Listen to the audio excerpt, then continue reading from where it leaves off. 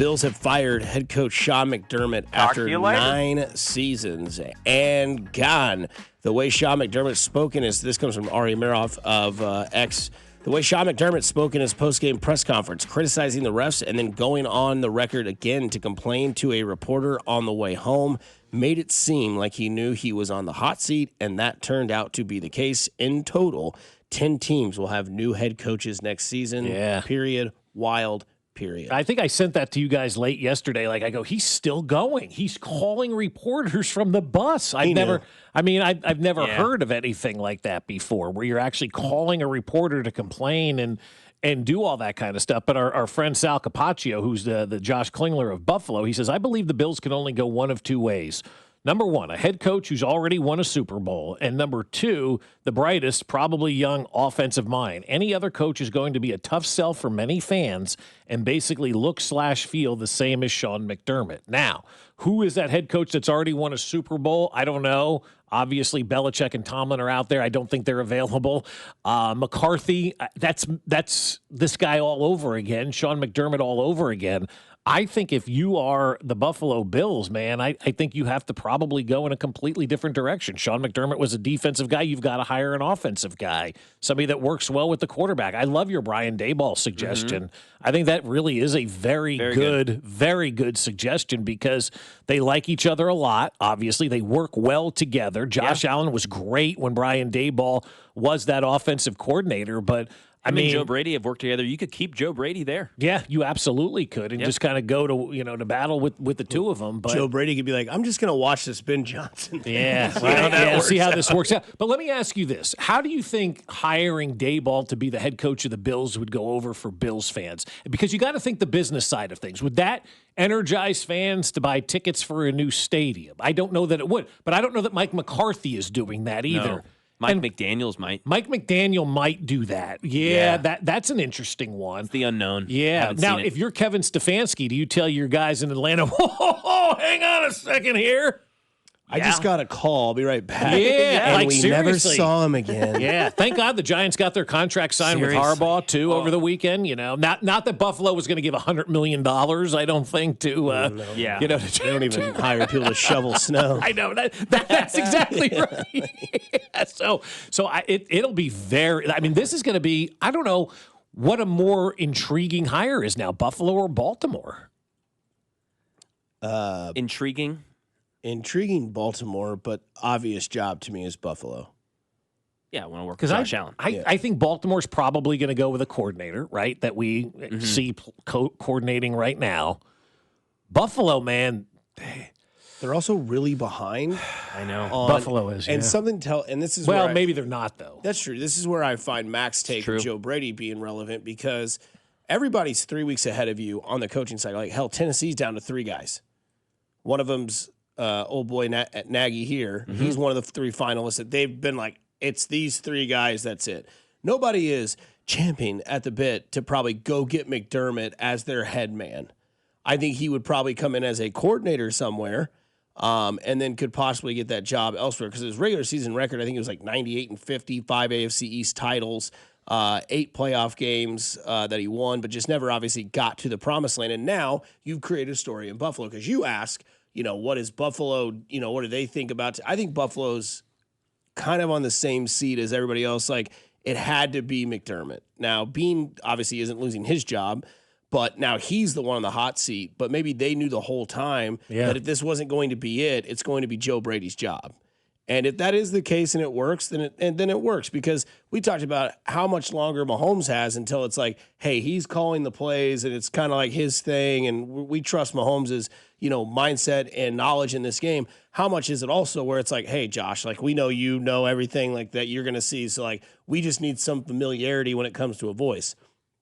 Or maybe in Buffalo, they're having the same conversation that we're having in Kansas City about, I'm done with this stuff. I'm done with Dorsey and Brady and McDermott. I want somebody new. I want somebody with fresh takes to come in here and see what that sort of relationship opens up with Josh Allen. Or Do they do what possibly the Kansas City Chiefs are going to do and bring back an old voice? Yeah, and bring back Eric Bieniemy as the offensive coordinator. Because that would be the Daboll thing. Because the Daboll Bieniemy kind of has some parallels where it's like, yeah, Daboll was here, but I don't want that. I want something new because even though when he was here, we still couldn't beat teams in the playoffs. So I want something new. I want a new voice. I don't want this old coaches back in the same type of role.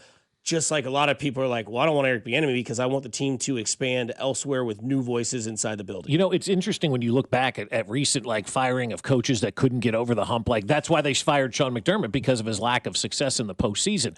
But you got rid of Marty and you had Gunther Cunningham come in. That was not a good move. Andy Reid got fired. Chip Kelly came in. That was not a good move there. You know, all these coaches that were so close to achieving success and then got fired, the replacements didn't necessarily come in and take the baton and kind of run with it. I'm trying to think of who else may be on that list as well. I mean, Mike McCarthy up in Dallas, Mike McCarthy in Green Bay. Neither of those coaches that they hired to replace Mike McCarthy have gone on and won a Super Bowl or won a championship. And so replacing somebody that has had a lot of success is not easy to do. And really the track record isn't all that great. You know, Andy came in here, replaced an idiot as head coach and took over the franchise. And then once Chip Kelly became the idiot there, then Doug Peterson took over and they got their guys. So, I mean, this is a tough hire to make, guys. I'm trying to think of a Marty Schottenheimer type recently. Tom Coughlin got bounced. The Giants have been through 5 coaches in 10 years since they fired that guy. So you had a good one. You didn't have a great one.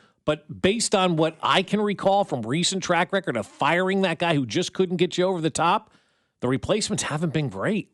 And sometimes people get fired because they're just a-holes. Do you guys have – because we asked the text line, who's your biggest a-hole in sports? A lot of people said Sean McDermott – or not Sean McDermott. They said Sean Payton. F that guy. Yep, great one. Somebody says, good grief, was Bill Parcells too busy? Todd Haley is close to being a top one. Bobby Knight, hands down. Somebody said this is a weird one, but an a-hole I would say is number 1 is Dennis Rodman. I think he's more misunderstood than anything. Yeah, he's done some dumb stuff, no question. But I agree though. Yeah, I'm thinking jerks like he kicked the cameraman. A lot of people didn't he like did that. That sucked. Yes. Yeah, went to Nitro instead of going to a practice when you're getting ready to play in the playoffs, but then lived up to the expectations. Didn't Devontae Adams do something to a cameraman here? I can't remember. Shoved the guy. Yeah. That's dissipated. And that's gone. And then he caught it, and Brandon Cooks didn't. Yeah.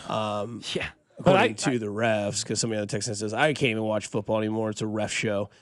I don't hate that take. Yeah. I don't hate it, but you're still watching. It did become a ref show late in the game yesterday, and that was, unfortunate. Go ahead, Mac. I was going to say this guy. Yeah, just, ultimately, I think we just coming in 6 games in 13 days, 6 Big East games. Is this like a kid's chair? I feel like I don't need to be in like a Phil Jackson chair, but like what the Wasn't he suspended for the rest of the year? I don't know. He gets away with everything. Yeah. That's Dan Hurley. Yeah, yes, Dan Hurley. UConn's coach. He's one of your top AHs in sports. Has to be. He's up there. To be. Especially with the verbiage he tends to use. Okay, well, if you're using this right off the cuff, that means that's in your Rolodex constantly. 100%. My 2 are John Rocker. That guy sucks. And then also Rick Ankiel.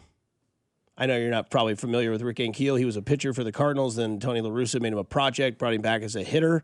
And then he came to the Royals, got injured, and we were like, hey, you ready to get going? And then he was like, I'm just not feeling it today. I don't think I'm going to play today. Not really ready in my mind. And then got traded. Get bent. From what I heard from a lot of people, that he was not the nicest guy in that locker room. He was a severe problem. Damn. But an interesting story nonetheless. The great story, maybe. Yeah, I mean, great's the wrong word to use. Interesting story. Very interesting. I mean, he's basically like the opposite of Michael Lorenzen, but Michael Lorenzen's a nice guy.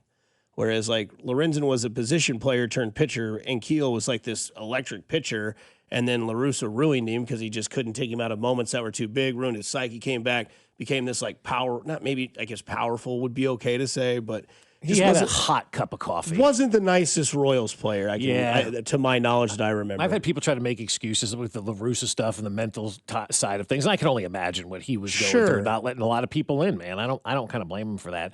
For me, it's always going to be Chris Carter when I think of the biggest jerks in sports. I mean, it's just from firsthand experience. I mean, that's really ultimately what it boils down to. And I've talked to so many people over the years that have had the exact same answer as mine as Chris Carter. That's why it took him so long to get into the Hall of Fame. Not a nice human being, just not a nice person at all.